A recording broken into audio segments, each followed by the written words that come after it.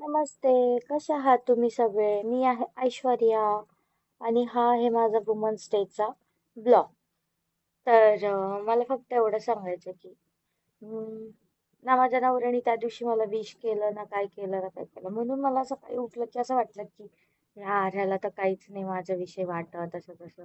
थोडं मला हर्ट झालं बट मग मी फिरायला गेले बाहेर. मला फिरायला गेलं की माझं मन एकदम रमलेलं असतं म्हणून मग मी बाहेर गेले फिरायला.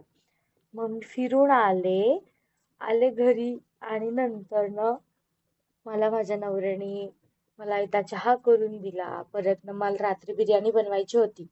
तर मला सगळी तयारी करून दिली. कांदा चिरून दिला. म्हणजे अजून बरेच काही काही करून दिलं आणि असंही ते करू लागतातच मला. तर मग माझं सगळं म्हणजे असं मला जे वाटायचं ना की बाबा तो मला विश पण नाही केली किंवा काय. पण असं काही नाही आहे. असं मग मला नंतर वाटलं की अरे बोलून दाखवण्यापेक्षा कृत्यातून करून दाखवणं जास्ती महत्वाचं आहे.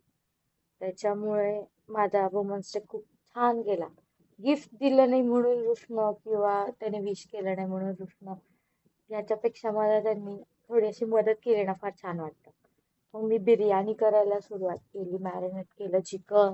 मग त्यांनी मला कांदा दिला चिरून.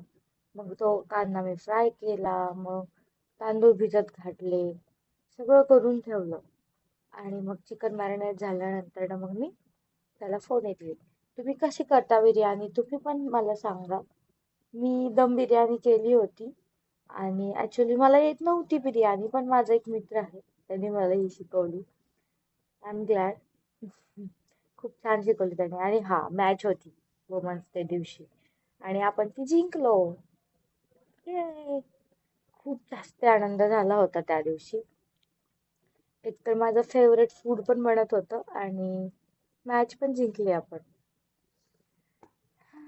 तर असं मी कुकरमध्ये शिजवून घेतलं होतं कारण की फार वेळ झाला होता. मी ती करायला घेतली 8:30 वाजता आणि 2-3 तास तरी लागतातच बिर्याणी व्हायला. त्याच्यामुळे मग मी चिकन पटकन कुकरमध्ये शिजवून घेतलं.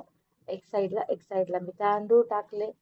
तांदूळ भिजत घातले की फार वेळ लागत नाही त्याला बॉईल व्हायला. मग नंतर मग मी चिकन चिकन घेतलं शिजवून. एक साईडला तांदूळ पण शिजायला टाकले